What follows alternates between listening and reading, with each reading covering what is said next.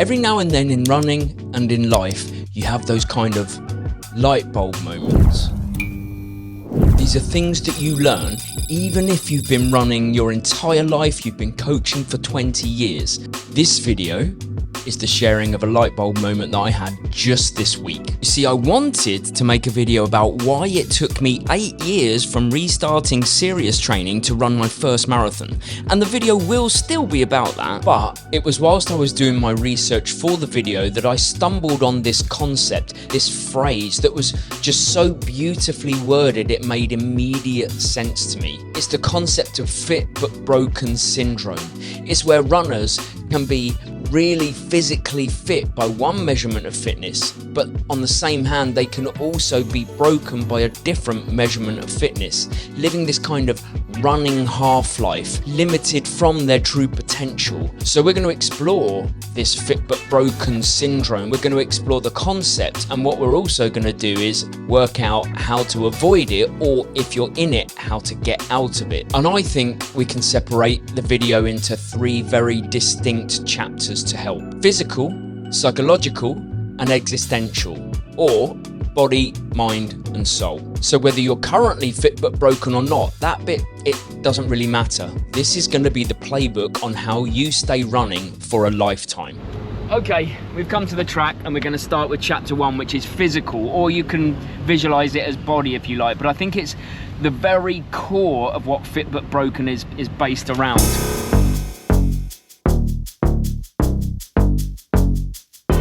Fit but broken, what does it mean? Because it sounds, even to me when I heard the phrase, it sounded interesting. What it really is the kind of premise that one aspect of your physical fitness can be in a really different place to another.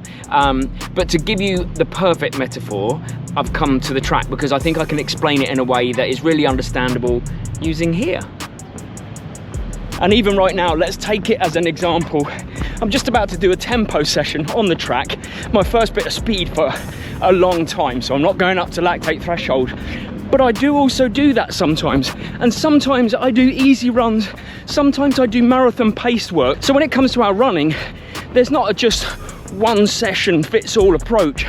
So I always wonder, why do we think the same of our kind of fitness? This term fitness, it doesn't just mean one thing. There are lots of things that contribute to it, and that is where I think the fit but broken syndrome is really the most obvious. What I think people don't realise, and it's worth explaining, is that even elements of fitness like your cardiovascular fitness, like your heart, and then your muscles, the strength and how they work, and then the tendons and ligaments, they improve at completely different rates. We've got to get on with this.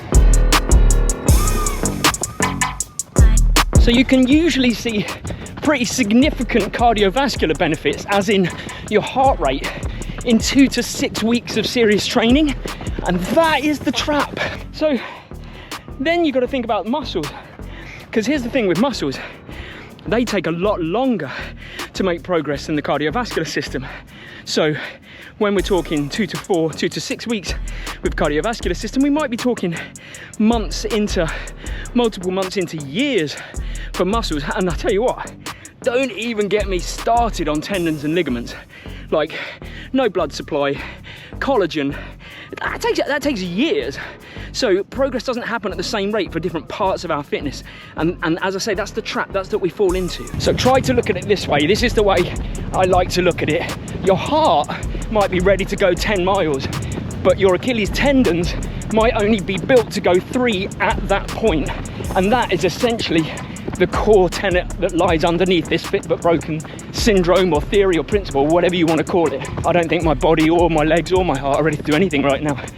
I actually think it's one of the greatest tricks that the body plays, or is played on. I don't really know, but when you are training and maybe you're training above where you should, as in your heart says we can do this, but your tendons say we can do this, the body is so good at compensating and not letting you know.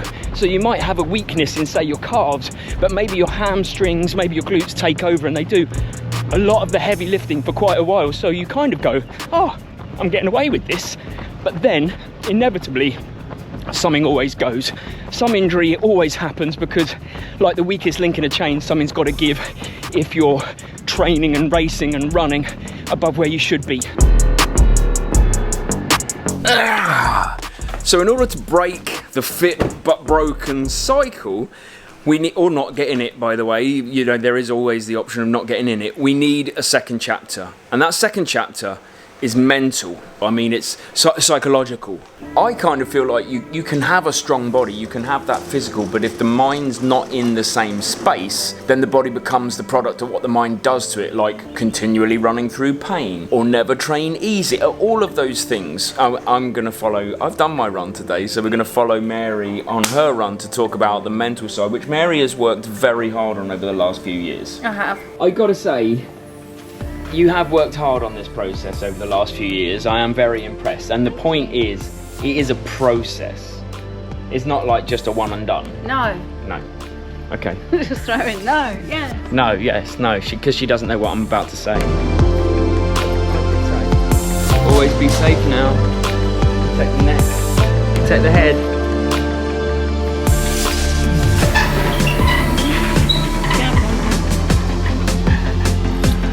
For long.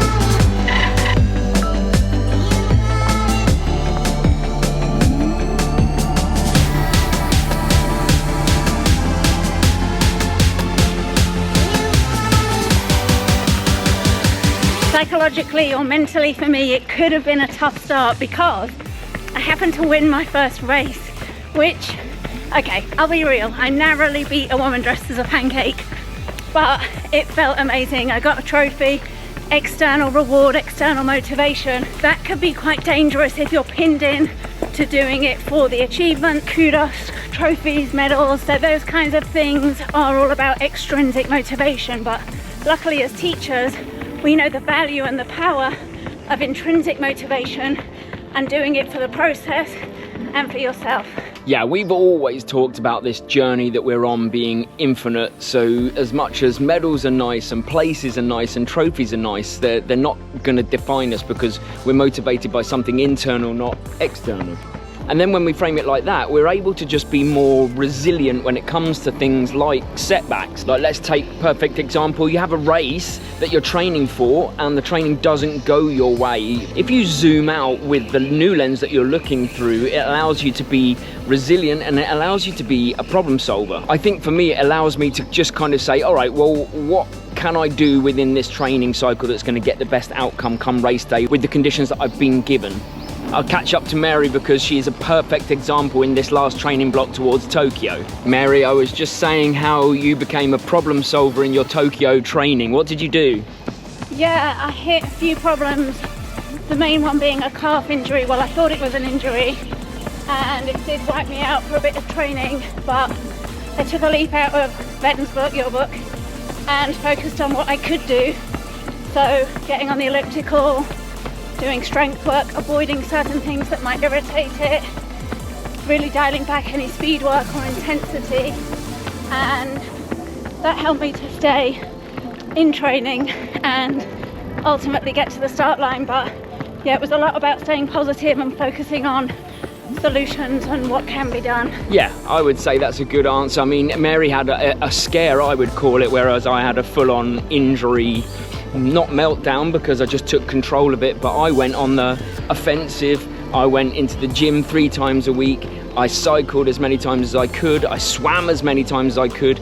I essentially just problem solved and gave what I could on the day, because I think ultimately what it comes down to is I know there's going to be another one, and it's fine. Like, I learn lessons every time I go through these training cycles. So actually I feel like the mental side of avoiding being fit but broken is as important as the physical, because it helps you frame the physical, as in it helps you turn your motivation from extrinsic to intrinsic. You stop chasing times, you stop chasing start lines, you start just trying to be better each day.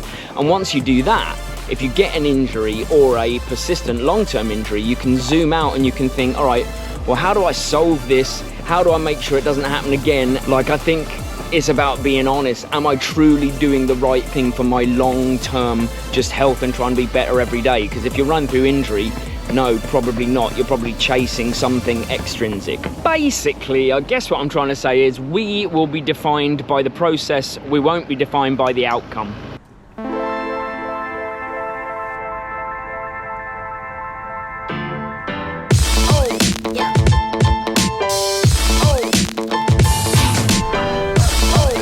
So it's all well and good having these psychological tips and tricks and having these physical tips and tricks so that we can avoid fit but broken, but honestly I think if there's not something that sits on top of it, like the existential, the soul, which I think is chapter 3, it can't hold it all together.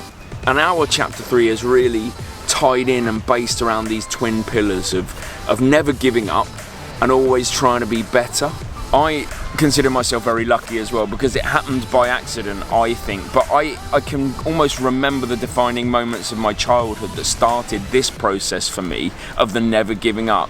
I was about 7, 8 years old maybe, and it was a race, a swimming race in a swimming pool, and I came so far last that by the time I reached the end, all of the people had gotten out of the pool.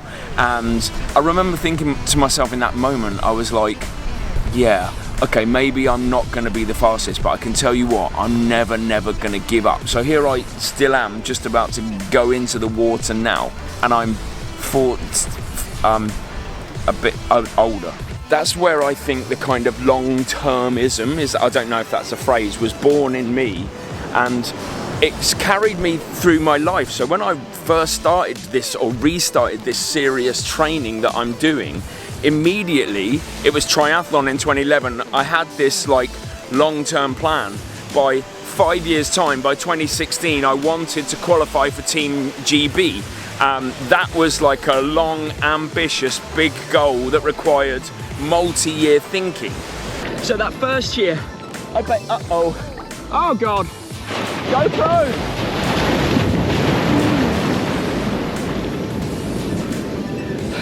I hope I didn't just ruin the GoPro. That was a big wave. I'm gonna have to go out further. Uh-oh. I've got the microphone on the GoPro. So that first year, it just was sprint triathlons. I didn't go out of my depth. I didn't try anything I didn't think I could handle. Second year, mainly sprints and then Olympic distance triathlon. Then third year, mainly Olympic distance. Fourth year was all middle distance, and I qualified for Team GB. So the fifth year, I represented Team GB in Austria, and I was like, you know what? There's probably something to this long-term planning. So I even implemented it into other parts of my life. I saved £30 every month for 7 years so that I could go to Las Vegas for my 40th birthday. Then COVID hit, so that didn't happen. But I was committing to that long term.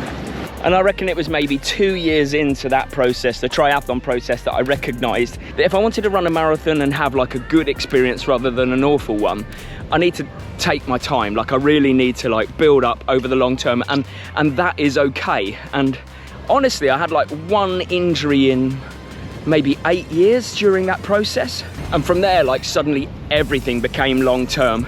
We decided to move to Thailand, and we had a long term plan of getting to Thailand, getting to Bangkok, getting down to the beach here. Even the YouTube journey, honestly, I had a sneaking suspicion that if I just didn't give up, if I didn't go anywhere, if I worked hard on the channel, we might be able to eventually turn it into something that we do and leave teaching 8 years down the line.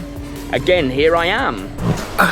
And you know, the main thing I noticed from all of these long-term plans, like the number one thing I would say is that the payoffs from that plan, they were huge. As in, London Marathon was probably the best experience I've ever had, even now, because somehow it was like 8 years in the making. But all of the things that we've done long term, the payoff has been just so much more, almost exponentially huger. And so one of my long term goals is I am definitely going to aim to be world champion in the 80 to 85 or 80 plus age group. That's an aim for me, and it always has been driving. So here's the golden nugget. I assume that you're now wondering, what if I'm in the fit but broken cycle or even heading towards it? Well, I'm going to give you the signs that you can spot, and I'm going to give you the signs from each of the chapters.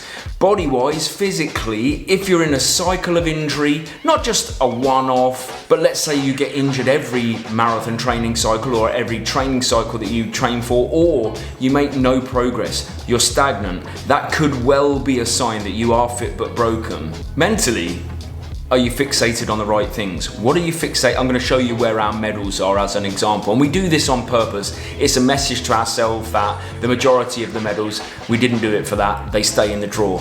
I know it sounds a bit weird, but just go with me, we are a bit weird. But if you're fixated on outcomes, if you're fixated on something extrinsic like a well done or a kudos or a medal, then you need to start thinking about being fixated on the process, just trying to be better. And finally, and honestly, this is probably the biggest for my soul, is when it starts to feel like a burden and not joy, I just feel like I've got my training wrong.